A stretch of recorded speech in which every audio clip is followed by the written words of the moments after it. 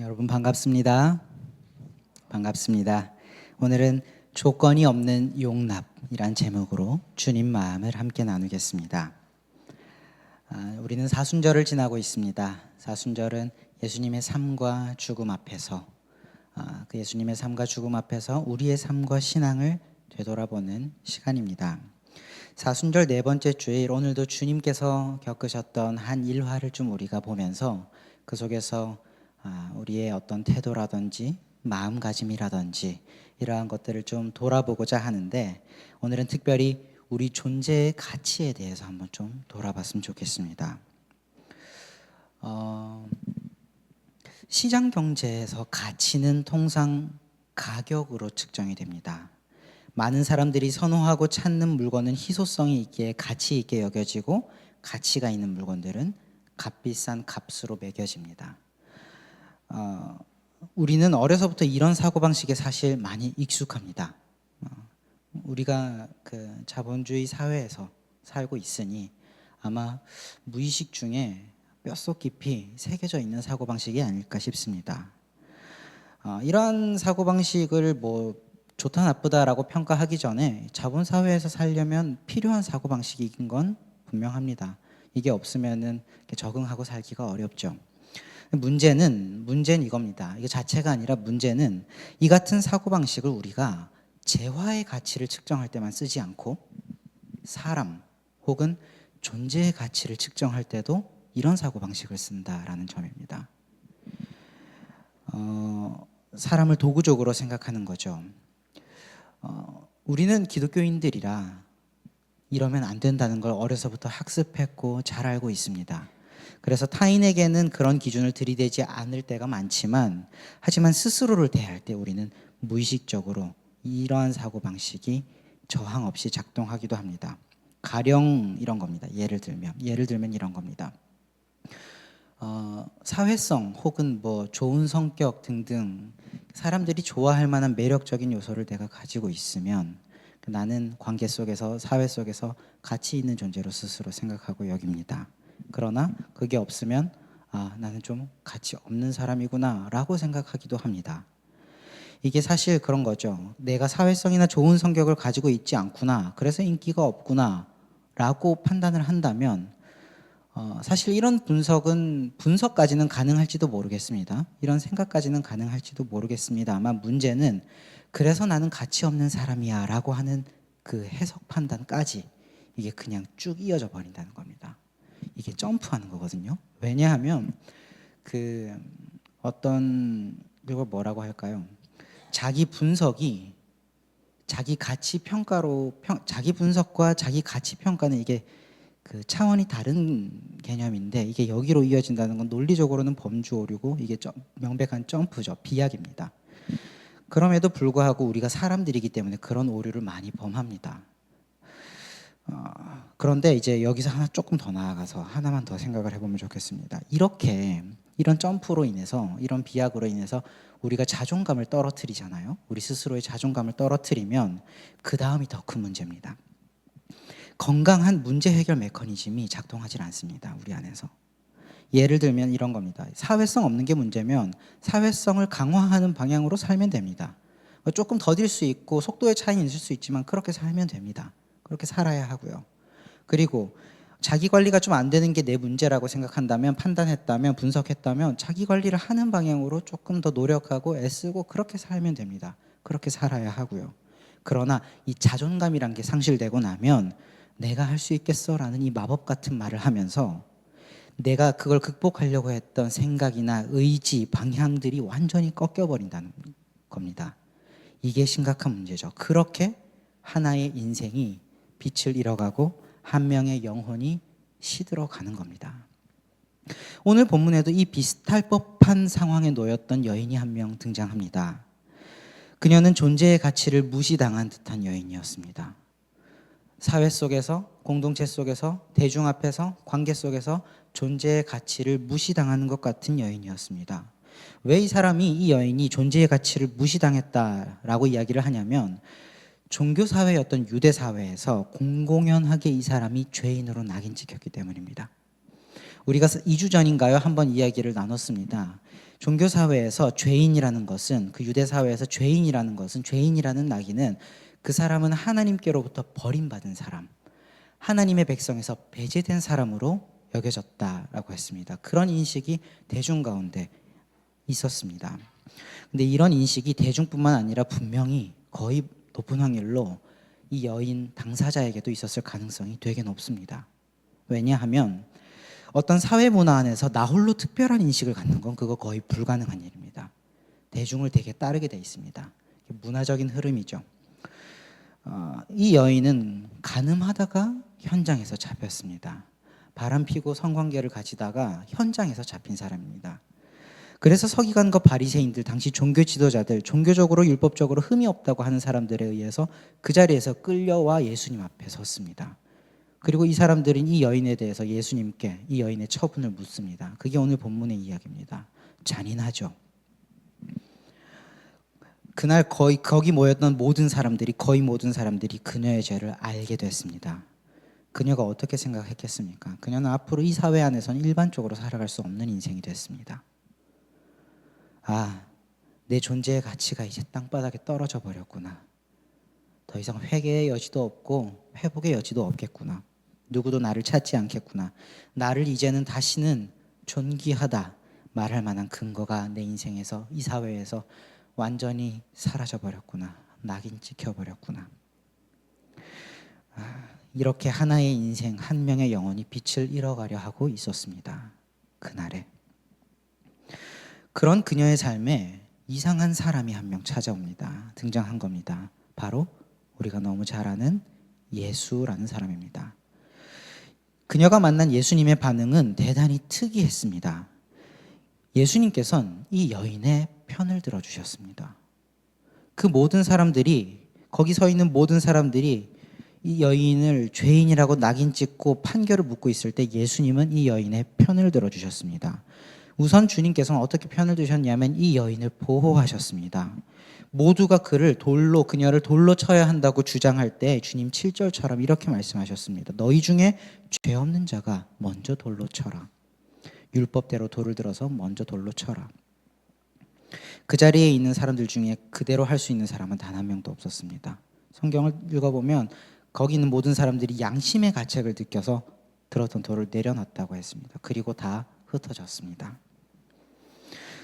그렇게 모든 사람들이 돌아간 후에 예수님께서는 그녀와 그 여인과 예수님 단 둘이 남은 것을 확인하시고 그제서야 진짜 하시고 싶으셨던 말씀을 하십니다. 10절과 11절에 보면 주님 이런 말씀을 하셨습니다. 너를 정죄하는 자들이 어디 있느냐? 여인이 대답하죠. 주여, 없습니다. 주님 다시 말씀하십니다. 그러냐?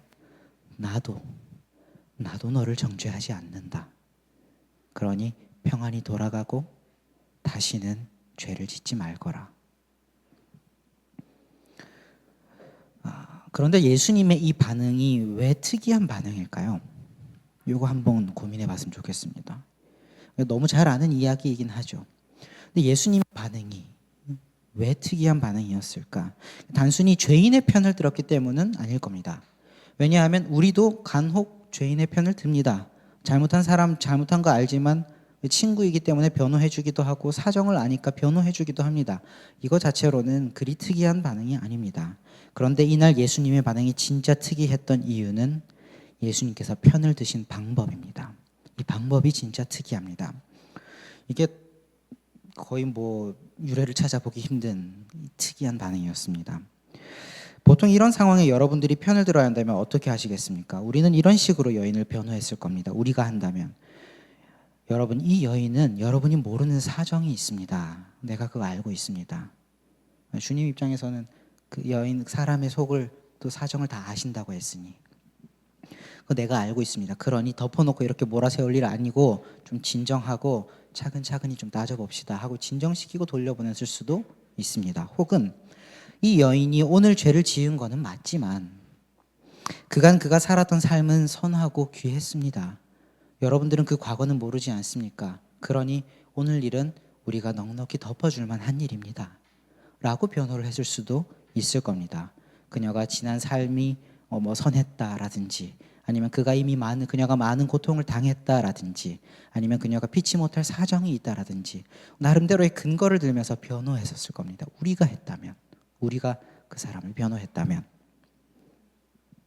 하지만 예수님은 이런 식으로 말하지 않으셨습니다. 이런 식으로 변호하지 않으셨습니다. 오히려 정말로 신기하리 많고, 왜냐하면 우리가 법정에서도 그렇지만 변호를 하려면 근거가 탄탄해야 됩니다. 다른 사람들이 납득해야 되거든요. 그런데 예수님께서는 신기하리만큼 참 근거 없이 편을 드셨습니다. 이게 말이 조금 웃기지만 그냥 편을 드셨습니다. 덮어놓고. 예수님이 이렇게 말씀하십니다. 여인의 죄를 논하기 전에 너희부터 돌아봐라. 여인의 죄를 논하기 전에 너희부터 돌아봐라. 이거는 이 사람들에게 책망을 할 수 있는 말은 맞지만 여인의 죄를 변호하는 근거는 되지 못합니다. 이거 근거가 아닙니다. 또 둘이 남아 독대하실 때에도 여인아, 네가 회개하겠느냐? 네가 다시는 그렇게 살지 않겠다고 결단하겠느냐? 그리하면 내가 너를 용서하겠다. 그리하면 하나님께서 너를 다시 받아주실 것이다 라고 조건식으로 말씀하지 않으셨습니다. 주님 뭐라고 말씀하셨냐면 그날 아무 조건 없이, 본문을 읽어보십시오. 아무런 조건이 없습니다. 아무 조건 없이 나는 너를 정죄하지 않을 것이다. 그냥 나는 너를 정죄하지 않을 것이다. 너를 죄 있는 여인으로 보지 않을 것이다. 이는 하나님도 동일하다. 내 아버지께서도 동일하게 그리 보실 것이다. 너는 여전히 하나님의 백성이다 라며 일방적으로 선언하셨습니다. 무조건적으로 선언하셨습니다. 말하자면 그 여인은 아무런 조건 없이, 그날 그 여인은 아무런 조건 없이 자기 존재의 가치를 다시 부여받은 겁니다. 그날 바리새인들이 바닥에 내팽겨 쳐버린 그 자기 존재, 자기 인생의 가치를 예수님께 아무런 조건 없이 다시 부여받은 겁니다. 회개와 결단은 그 이후에 요청됐습니다. 순서가 이렇습니다.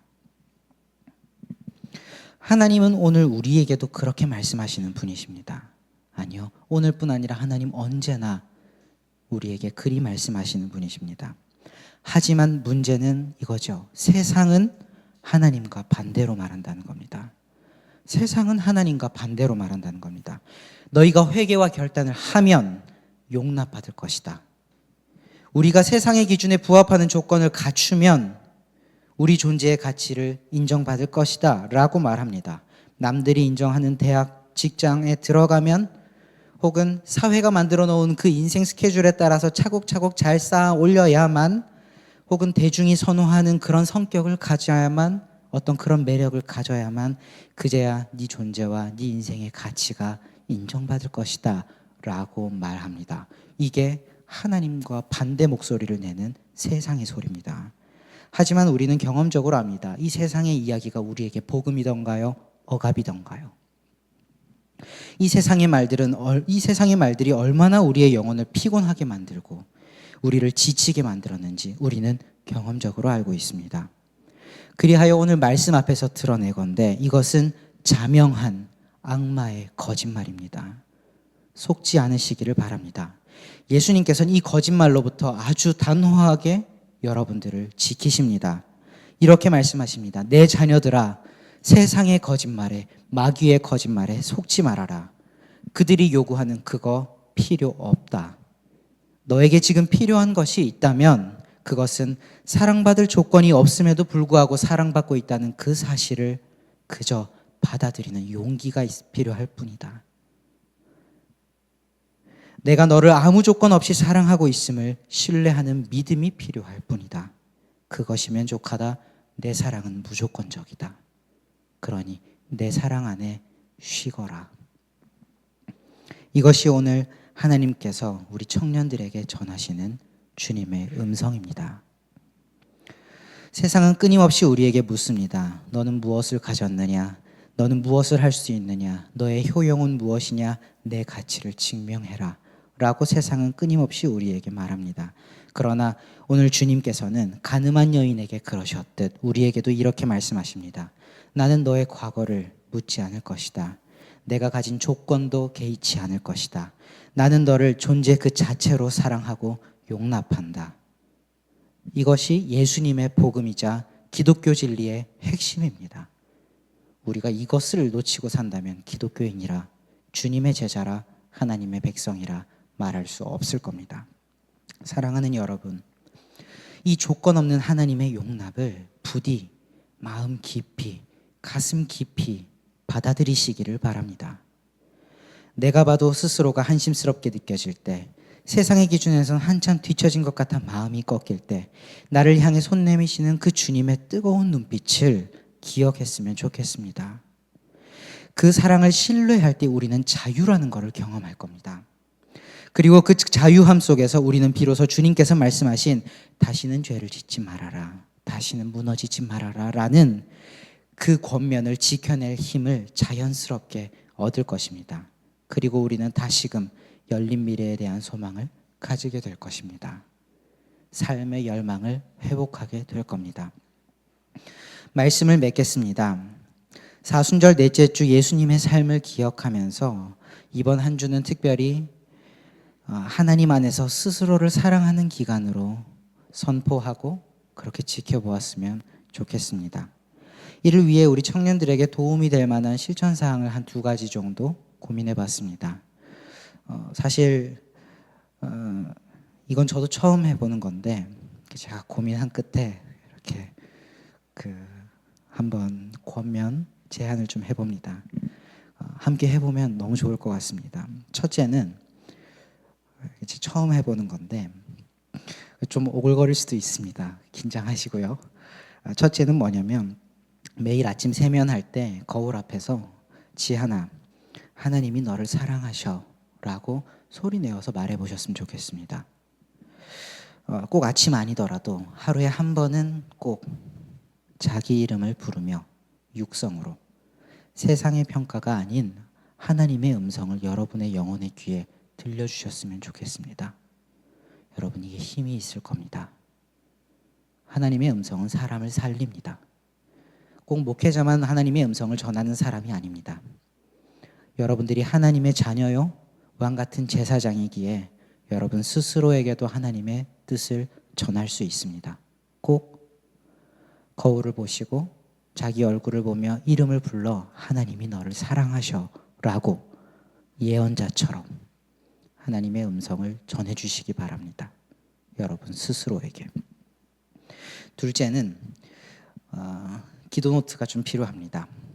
나 스스로 가치 없다고 여겨지는 여러분들만의 근거가 있을 겁니다. 요소들이 있습니다. 우리가 그냥 막연하게 생각하진 않을 겁니다.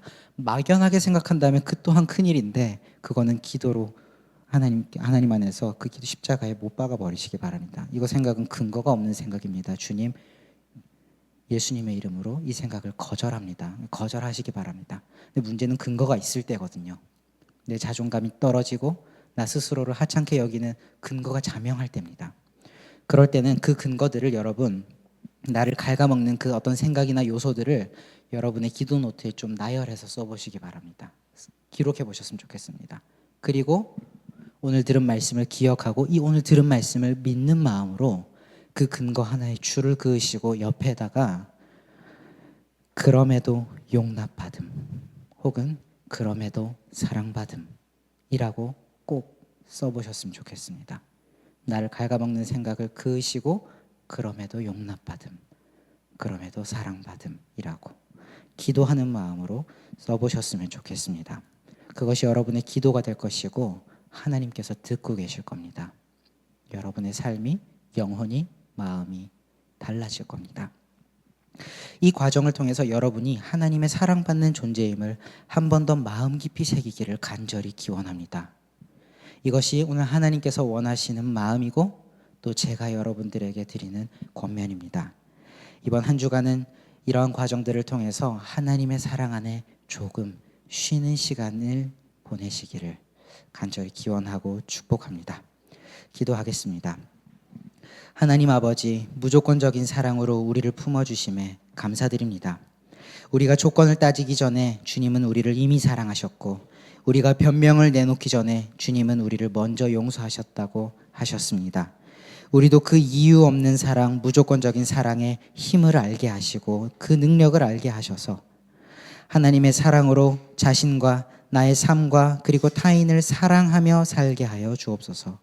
그 사랑 위에 우리의 삶을 세워가게 하여 주시옵소서. 그 사랑 위에 설 때 우리의 인생은 반석 위에 세운 집처럼 안전할 것을 믿습니다. 무엇보다 수많은 이유와 조건에 지친 우리의 영혼을 위로하시고 그 마음이 다시금 숨을 쉴 수 있도록 보듬어 주시기를 간절히 원합니다. 이번 한 주간도 우리 청년들의 삶과 그 마음을